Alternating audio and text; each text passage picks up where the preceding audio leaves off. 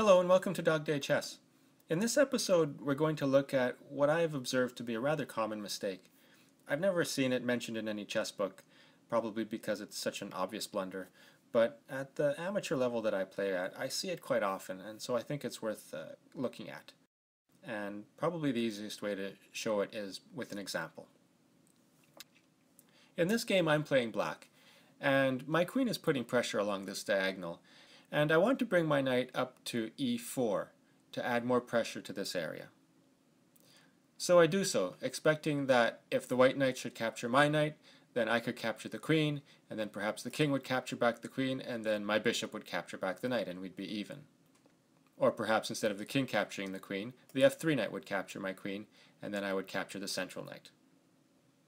But of course what actually happened is after I captured the queen, it was the e4 knight that doubled back to capture my queen.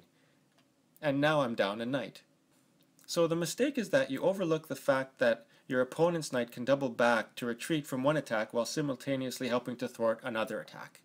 So if we look at the movement of the white knight, he jumped over to the central square and then he doubled back out of danger in the central square to help thwart the attack by my queen. And I think this movement is prone to being overlooked because a knight moves in a non-linear way, so it can double back to a different square than it started at. Let's have a look at another example. In this game I'm playing white, and this example is very similar to the previous example, except that in this case it's my opponent who makes that error. So my opponent moves his knight to this central spot, adding more pressure to these squares. I capture his knight with mine, and he captures my bishop with his bishop, probably thinking that I would respond by capturing back with the queen, leaving my knight to be captured by his pawn. But instead of capturing back with my queen, my knight doubles back to capture the bishop, and now I'm up a knight. So these first couple of examples demonstrated this error in the context of exchange combinations. The next few examples will show this error in the context of king and knight forks. I'm going to start with a rather innocuous example. I move my knight up here to b4, attacking the queen and putting pressure on this c2 forking square to fork the king and the rook. And white responds by bringing her queen here to b5, forking my knight and my king. I'm in check now.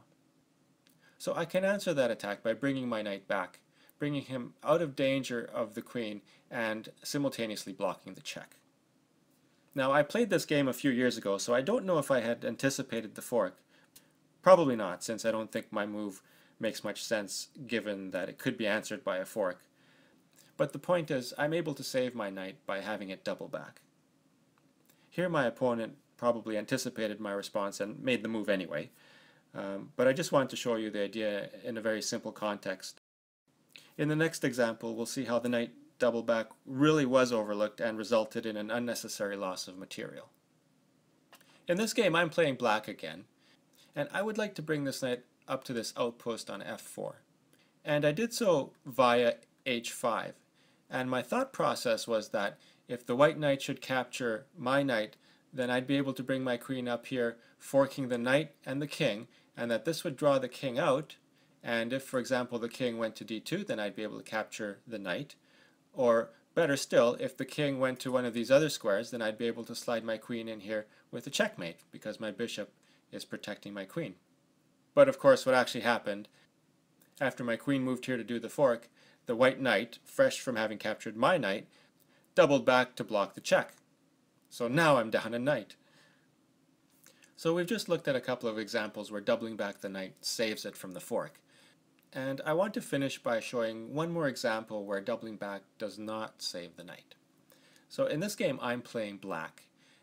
And at this point I move my queen to a5, forking the knight and the king. And white doubles back his knight to save it from the queen's attack and block the check.